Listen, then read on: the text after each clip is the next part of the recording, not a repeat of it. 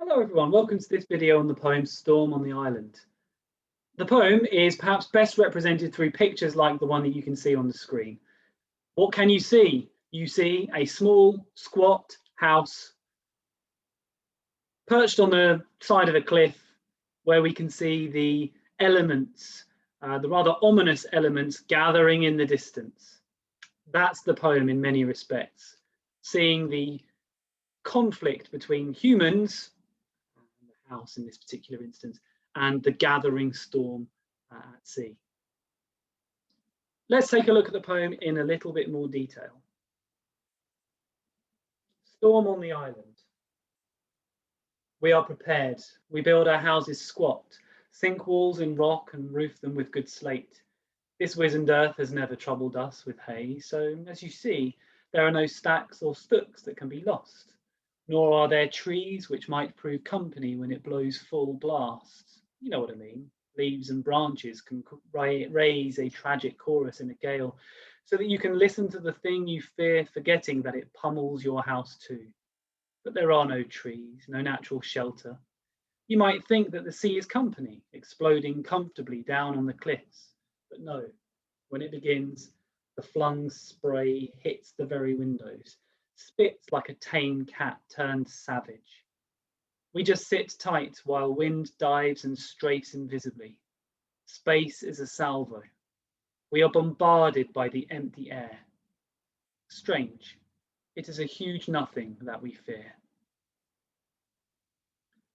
So, a poem which has some language in it which is incredibly conversational, very matter of fact, and some other words which we might find a little bit more tricky. So the first thing to make note of on the right hand side is the glossary.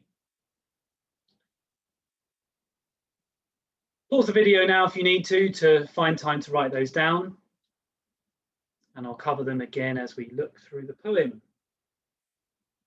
So what's the poem about?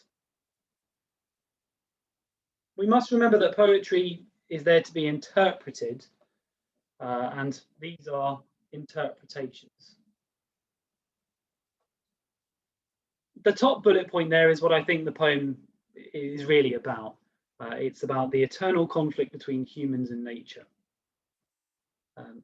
Some prefer to see the poem as a more explicit, extended metaphor for political conflict, which I will talk about in a few moments. And I think perhaps one of the strongest ideas is that of normality. I think we're supposed to see that storms battering the island, that's very normal. People preparing for the storm battering the island, that's very normal. If we do want to see the poem as an extended metaphor for the political troubles, then maybe we can see how conflict between different groups of people with different beliefs, that also became incredibly normal. So what is the context? Well, this second bullet point here, I'm going to draw a little red arrow to it, is perhaps explained by understanding a little bit about the conflict in Northern Ireland that was known as the Troubles. The Troubles ran from 1960s, I suppose you could say, into the 1990s, something that ended in 1997 with the signing of what is called the Good Friday Agreement. In this post-Brexit world, the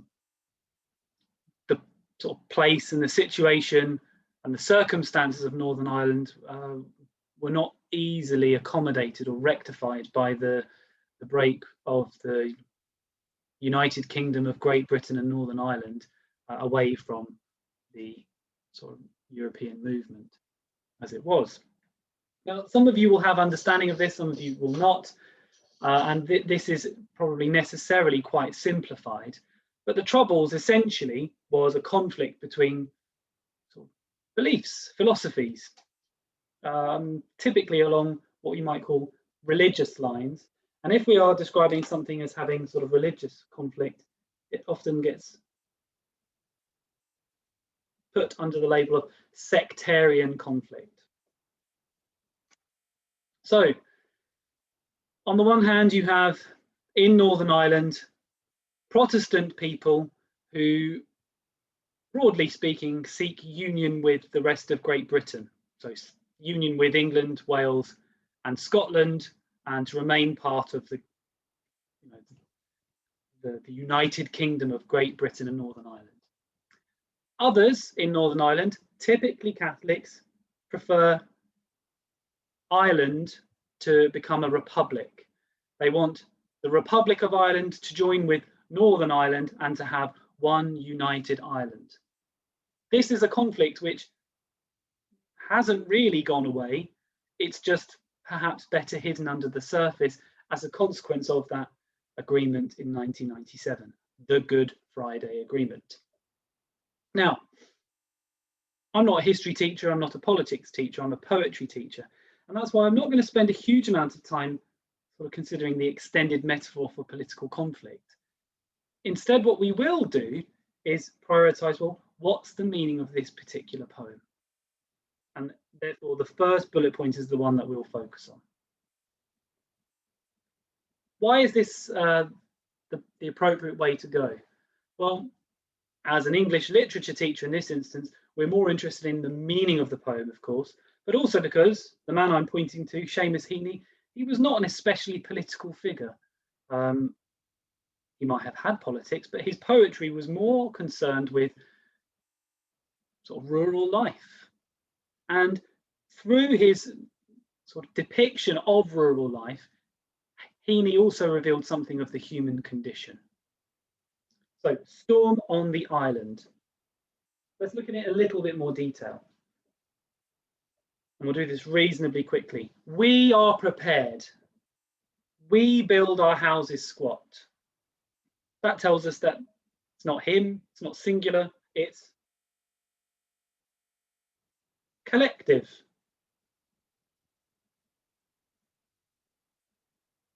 A kind of collective responsibility. And what are they prepared for? They are prepared for the storm. And that's why they don't build great big tower blocks on the side of a cliff. They build sort of squat houses. So the picture there demonstrated to you a squat house. It's a sturdy house. It's a stocky house. And in this dramatic monologue, so that's what it is. That's the form of the poem, dramatic monologue. And let's quickly write that in. Let's change colour pen.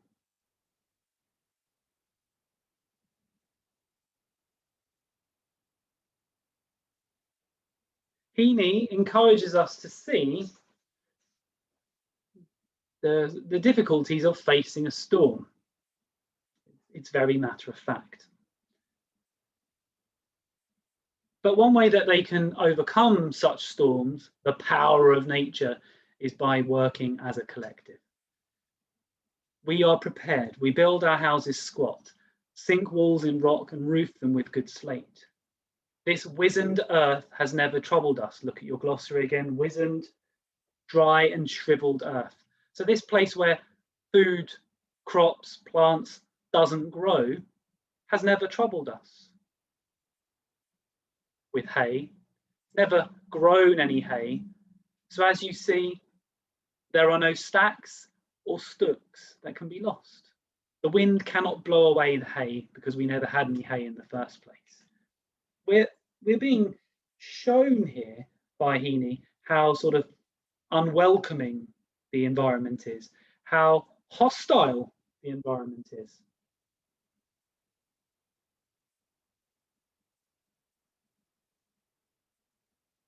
And it's a hostile environment because things don't grow, and it's a hostile environment because well, the wind would batter it anyway.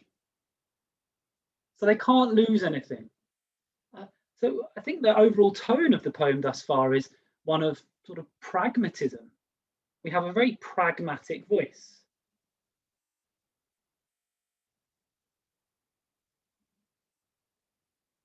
What's pragmatism? Kind of just getting on with stuff. You kind of plod on, you keep going. Nor are there trees which might prove company when it blows full blast. You know what I mean. Leaves and branches can raise a tragic chorus in a gale so that you can listen to the thing you fear, forgetting that it pummels your house too. He's describing the wind. And the wind, if it blows full blast, woo, woo, you know, if the wind really gets up, that was, wasn't it? If the wind really gets up, then it causes that kind of whistling, wooing sound as it kind of rips and batters the trees, really. So here we have the first example of what we might describe as rather violent language, rather hostile language, blast. But he's talking here about the wind. The wind doesn't rip through the trees, nor are there trees which might prove company when it blows full blast. You know what I mean? Well, that's very conversational, isn't it?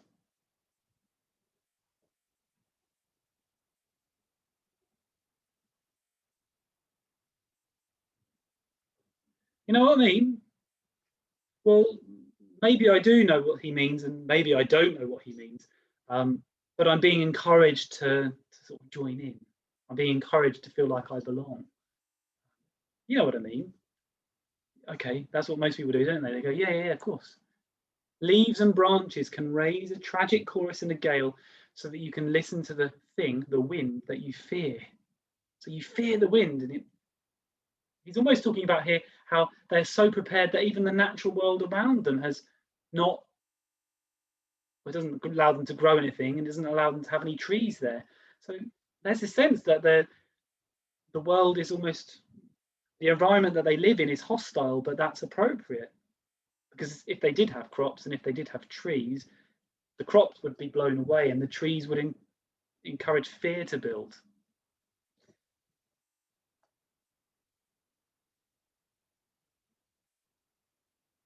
If you heard the wind, he says, you'd forget that it pummels your house. If you pummel something, you batter it.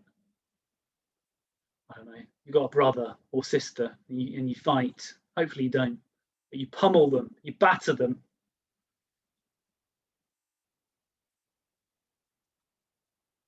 But there are no trees, no natural shelter.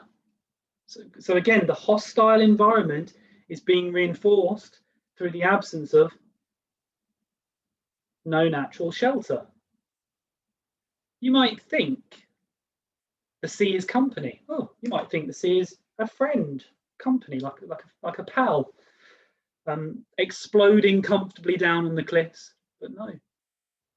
When it begins, the flung spray hits the very windows, spits like a tame cat turned savage. What we're being told here through the sea, which you might think is company, and the tame cat turned savage,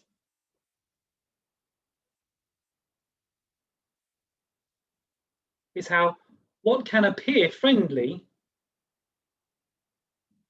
quickly becomes otherwise. What can appear kind of beautiful.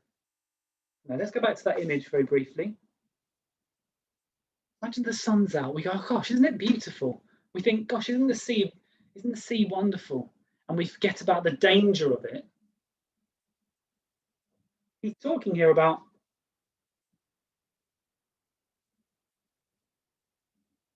this, which I've said really. What can appear beautiful can become brutal. Like a tame cat, like a friendly cat, it can turn savage. Cats have got claws. And if a cat feels threatened, it might decide to claw you. The friendly cat could turn savage. So look, that's a simile if you want to go about identifying methods. Spits like a tame cat turned savage. If you want another method, you might identify here, look, exploding comfortably. We might call that an oxymoron, I suppose. Or we could call it the juxtaposition of contrasting imagery.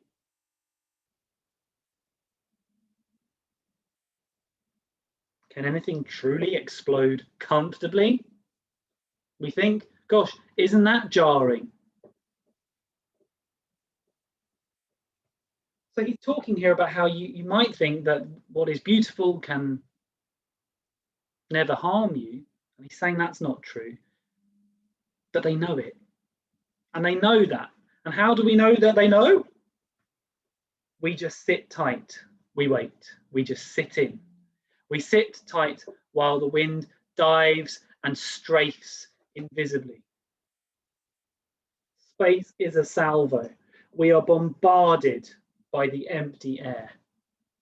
So here we have certainly violent language.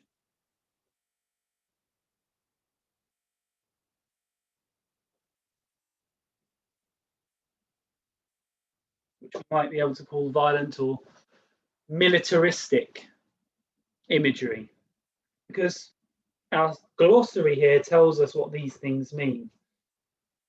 To strafe is to attack. It's bullet fire from a low-flying aeroplane. That's what it is literally. But we're being told that the wind is doing it. The wind is attacking them. Space is a salvo. Well, we're being told here that space, normally space is associated with freedom, isn't it? Liberty. Enclosed spaces usually means sort of claustrophobia or imprisonment, but in this instance, it's that freedom, it's the openness of the world around them that is equated to, compared to, the firing of several guns or weapons at the same time. They are bombarded by the empty air. So the wind here is very much the enemy. We are seeing the conflict between man and what man builds, the squat house, and the natural world, in this instance being depicted by the wind. The poem, however, ends on this rather philosophical note.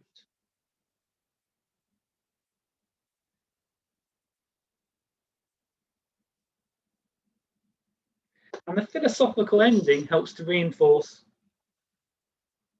the normality of violence and conflict. The last line, strange, isn't it? The tone, strange. It is a huge nothing that we fear.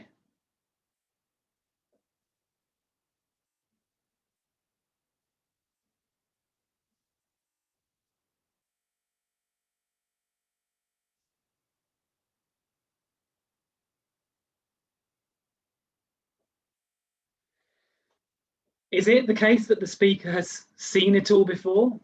I mean, in a rather sort of idiomatic way. It's an expression, if you've seen something all before, then you're wise to it. So I think the last line reinforces a sort of wisdom of the speaker, in so much as this is what they're used to. An alternative viewpoint might be that, well,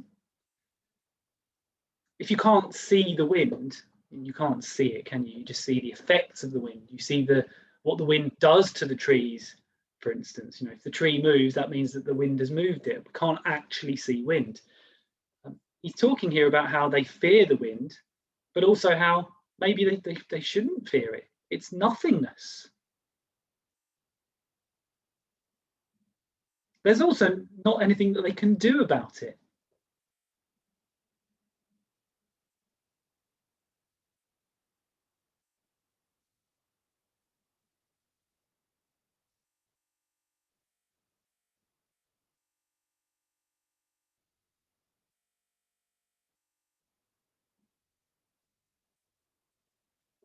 If you're powerless to stop wind, what's the point in fearing it?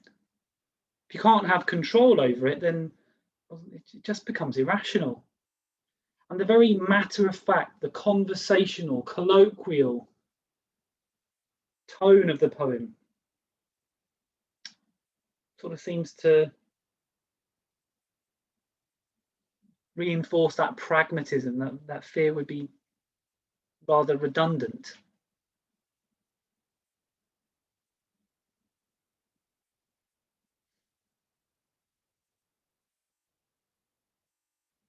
Now, there are things that one can discuss with relation to, the meter of the poem as well, and we'll perhaps finish with that.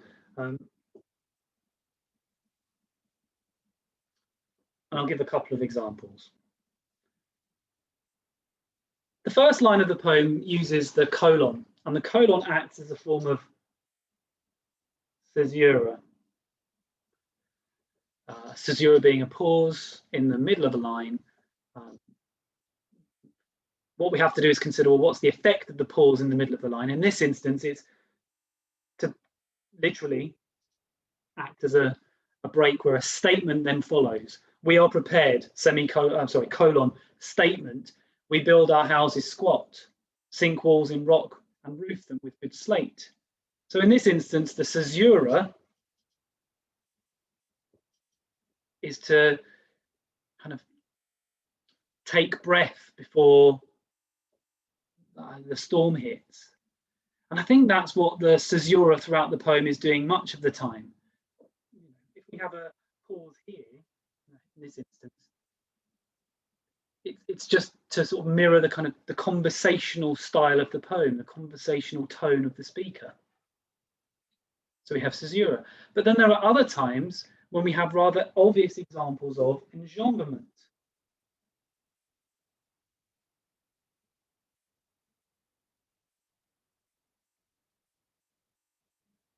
Enjambment being when the line sort of moves fluidly from into the next one. Here, spits like a tame cat turned savage. So the enjambment is to create fluidity, it's to create motion.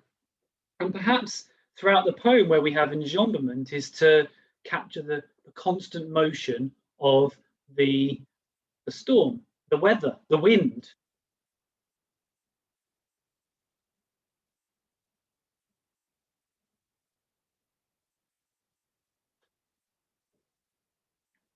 So why do we have these use of caesura, caesurae, more than one, and enjambment? Why are they kind of both happening in the poem? It's because maybe that's what the natural world does. Maybe that's what the weather, the wind itself does.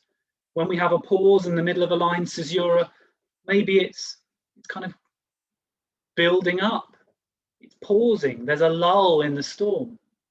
And when we move from one line into the next, the enjambment, it's that sense that the wind is hitting the island and the storm on the island is being made more apparent. We can see the violence of it. And the enjambment here is, if we refer to the wind as maybe being more violent here, is reinforced, it's accentuated through the violence of the language itself. So that's a key point to bear in mind, I feel, with regards to discussion of things like enjambment and caesura. Got to tie it into the meaning of the poem. So we have to tie it into the language features and the meaning of the poem too. Otherwise, it's just feature spotting. And it's not very impressive to say, look, there's a simile, there's a metaphor. So what? The most important thing is, well, what does it actually mean? To conclude, what is Storm on the Island? It's a dramatic monologue about people who are preparing to face a storm. It therefore represents the conflict between humans and nature, mankind and the natural world. There is a defiant conversational tone that runs throughout the poem. There is pragmatism at the heart of the poem. This is normal life for them. Violence, the violence of the natural world, is normal life. Is there any point in fearing it? No, you just have to get on with it. So what's this poem about? More than anything, you'll see that the word conflict appears in each of these bullet points. Conflict, conflict, conflict. It's about conflict. And so you will be looking to use this poem with other poems where conflict is evident. Can you use this poem to discuss the power of the natural world? Yes, you can, but it's more about the conflict that the power of the natural world creates. I'll leave it there. Hope you found this to be useful. Until the next time, goodbye, everyone. Goodbye.